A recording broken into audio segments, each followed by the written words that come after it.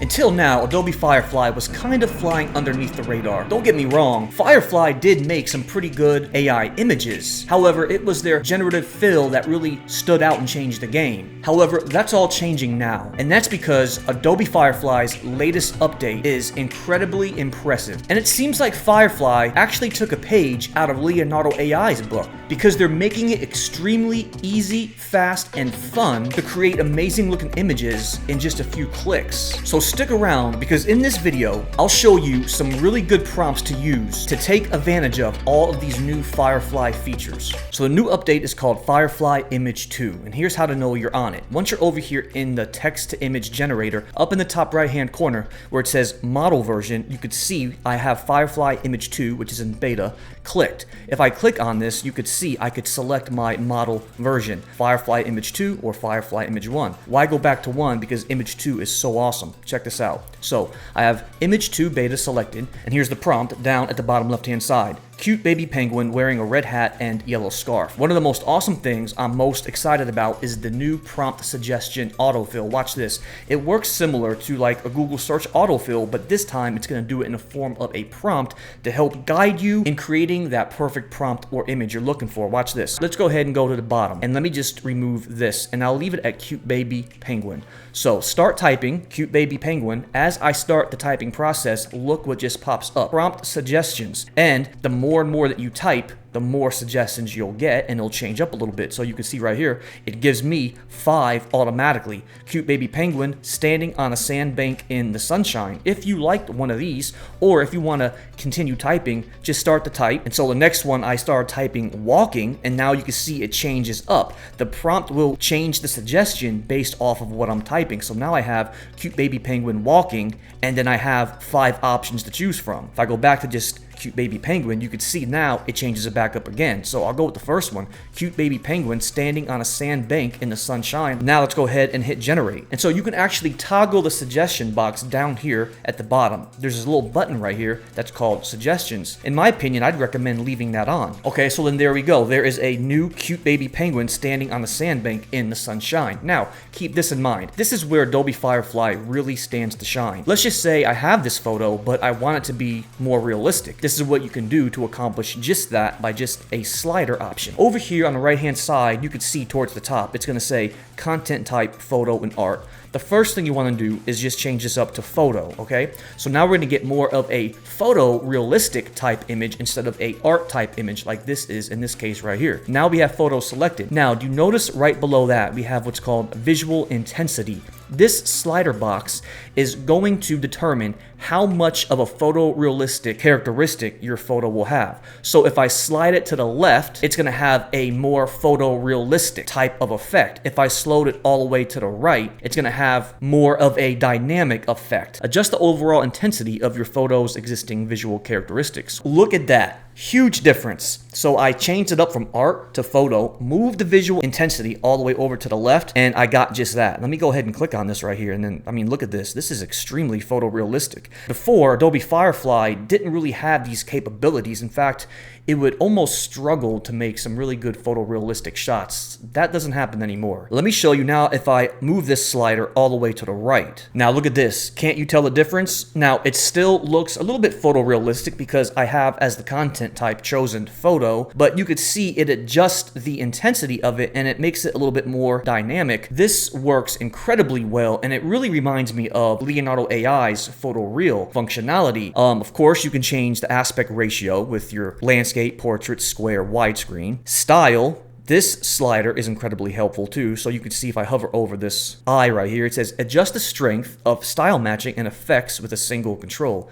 This works very well too. And then below here, I'll show you next, reference image gallery. Now this is very cool. This is where I can upload an image of my own or choose one from Adobe Firefly themselves, and based off of the image's characteristics and structure, it will create an image that will emulate and look very similar to that one. Let's go ahead and try that right now. So if I go ahead and then select reference image gallery, look, it's going to go ahead and show me a lot of different options that I can go ahead and choose from. And if if I scroll down, you can look at all these amazing options. So we have like textures, color, and lighting. So for example, if you're familiar with Leonardo AI, this is going to work quite similar to using their fine-tuned models and even their new function called Elements. This is incredibly helpful. And then do you see how the prompt suggestions is working? This is incredibly helpful because the only thing I had in my mind was I want an isometric view of a park. Well, what do I put after that? Do I put like kids playing, etc.? But look at this. The prompt suggestions comes in incredibly helpful because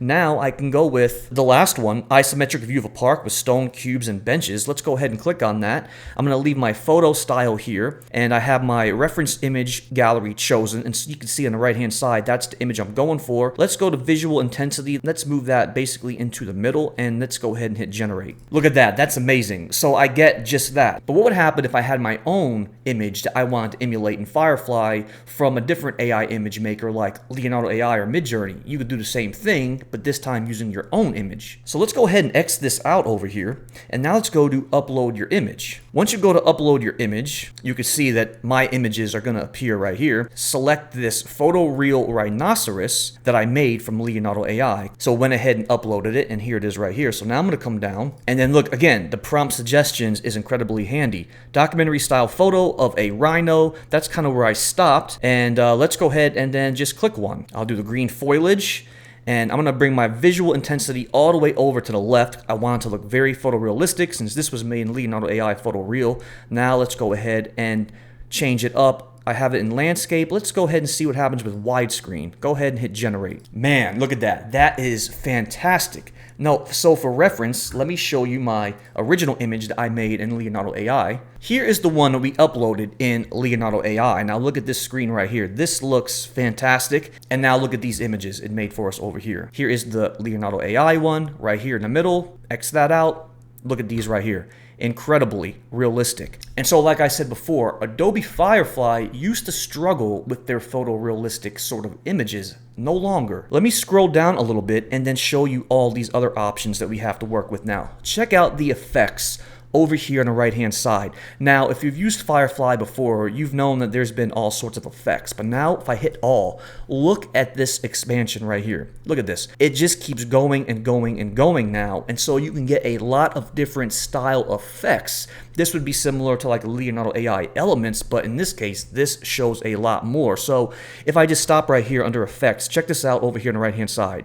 I have antique photo, bioluminescent, down below color explosion, dark, faded image, fish eye, and then I can keep scrolling and it goes on forever almost. So before we move on to showing you some very cool prompts to try, I just want to show you a couple more things. Now we're back over here on their starting page for text to image, okay? The really cool thing about this is that they specifically say, Adobe Firefly, that scrolling through some of these images gives you a visual guidance to sort of get the image you're looking for. So say for example, I have this coloring book style rabbit over here. By clicking on this one, I'm going to use this as a guidance scale and then simply change the prompt at the bottom. Let's change it up to an elephant instead. And then again, there's that prompt suggestion box, very helpful. Look at this.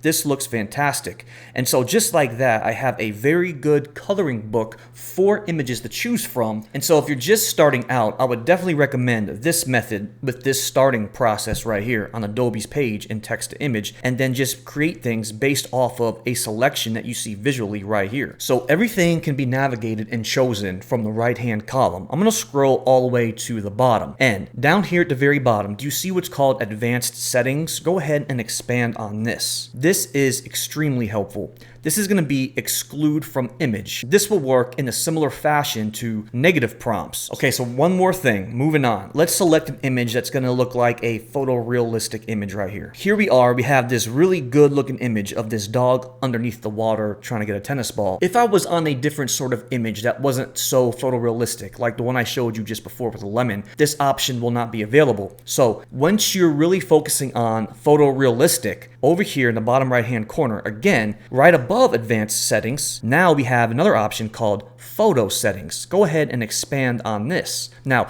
if I turned it on to auto, it's gonna just automatically choose the settings it thinks might be best based off my prompt. If I deselect it, now check this out. I could change up the aperture, which the aperture determines how sharp or blurry the area behind the subject is. I can adjust that with a slider. Shutter speed, this determines the time the camera is exposed to light when taking a photograph, so I'll just move this up a little bit. We also have down here at the bottom, field of view. Angle of view, how much of the scene will be captured, and the magnification, how large individual elements will be. Again, let's just go ahead and move this a little bit and now hit generate, and then I want you guys to notice the difference. And then there you have it. It does add a difference, specifically if you're looking for this. And so nonetheless, this is extremely helpful. And so say you want to go ahead and download one. So all you have to do is just click on your actual image or hover over it, and then up in the top right hand corner, you'll see the download box. Just go ahead and click on it, and I'll hit download, and now it is downloading to my downloads folder. So while we're here, and speaking of editing, now check this out. Go back and hover over any photo. Now look up in the top left hand corner. You have that option for edit. If I expand that, now look what you can do. I can use generative fill, show similar images, use as a style reference, which is what I showed you over here on the right hand side. I could choose to use this image to create different images. So if I wanted to use this image and I went ahead and I selected show similar, I could choose that option, and then down at the prompt area, I could change it up from a dog to a cat, get the same image, but instead of having this dog, it would be a cat underwater. And then again, you could see I can apply filters, remove the background, add text, and more. So now that we've covered the new features in Adobe Firefly Image 2, let me share with you guys some amazing prompts that you could use, copy and paste, and try for yourself. Some Adobe Firefly super prompts that you can use within ChatGPT. These will basically be prompts, prompt engineering generators, prompts that will generate prompts for Adobe Firefly or any other AI tool of your choice. But first, I want to give a shout out to Chase Lean. You could see this page. This is his Twitter page over here. He is the one that actually came up with these prompts I'm about to share with you right now. And so these prompts have really done a good job of displaying what sort of images that you can make. In fact, it will actually show you the difference between Firefly, Leonardo AI, and Midjourney. Check this out. First one is realistic photos. So you can see on your page, it's going to be tagged with each respective logo. So we have Firefly, Midjourney with their logo, and then DALL-E. And so I'll scroll a little bit slow over each one. That way you have a chance to write these down. But if not, I'll also include a link in my description for all these prompts. The super prompt I'll show you next, in addition to a link to Chase Lean's Twitter page. So this did a pretty good job. Realistic photos. So a close-up candid shot of a happy young woman wearing a blue scarf on a vacation in Santorini. Now look at the differences right here.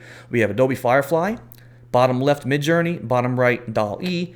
If I had to choose one, I would say that in this case, Adobe Firefly, in my opinion, might have won with the photorealism. However, Midjourney does come close, especially with the aperture. Now, this one is very impressive too, and extremely helpful, this prompt, product photos. So, a bottle of perfume on a clean backdrop. Now, if you look at the three again, you could determine which one you like the best. All three did a pretty good job. So I'll scroll down and just show you guys quickly what Adobe Firefly can now make. The only place it really loses out, in fact, the only winner here is going to be DALL-E. It still struggles with words. And then again, we can come over here with the landscape views. All incredible, all impressive. Close-up shots. This is where I feel like Adobe Firefly really made the biggest improvement, because in the past, I really struggled making extremely close-up, documentary-style, photorealistic shots in Adobe Firefly. But now, however, I think it really does a fantastic job. In fact, I would argue that on this one right here,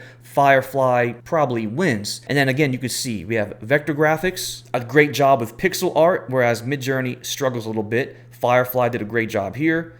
Wildlife photos, coloring pages. Now, I'll stop it here because I know a lot of people like prompts for coloring pages. So those are some incredibly helpful starter prompts that you could use that really will display and show Adobe Firefly's true improvements with this new update. Now, I'll actually have a link in my description to this webpage right here called Adobe Firefly and ChatGPT, and I'll add all the prompts that I just showed you today, in addition to some super prompts. You could see underneath featured prompts, I'll have these super prompt generators. All you have to do is click to expand it. It's a long prompt, but if you click and expand it and you paste it into ChatGPT, you are going to be incredibly impressed. So let me just show you very quickly. I'll go ahead and paste it in to ChatGPT. You can see next it says, yes, I'm ready to assist you. just give me what you're looking for, and this is what I'll do. I'm just going to type in one word, lion. Okay, and so there we go. Realistic lion in the wild. Conceptual lion portrait, roaring lion in a medieval fantasy setting. Let's go ahead and copy one of these. So I'll copy this one right here, go back over to Firefly. Let's select an image that kind of looks realistic. I'll go back to this dog one right here. That's pretty photorealistic. Down here at the bottom, I'll then paste in what it gave me. And then let me just remove this parentheses over here. And I'll just leave it to where it says realistic lion in the wild, photograph, African, savanna. Remove this last parentheses. Now check this out. And then there you have it. Now again, change my visual intensity up a little bit to make it more photorealistic. Hit generate again. Now watch this. Boom. Now look at that. I gotta tell you, I'm incredibly impressed with the photorealism right here. And you can see a little pop-up that displays right here where it says some of my images might be flagged. I don't know why, but look at this right here. Incredibly realistic. There are the newest updates and features for Adobe Firefly's most recent release. Adobe Firefly Image 2, which is in beta, but nonetheless incredibly impressive. So thank you so much for watching this video, and please don't forget to hit that subscribe button because you'll be the first to know when all these videos come out. Until then, we'll see you next time.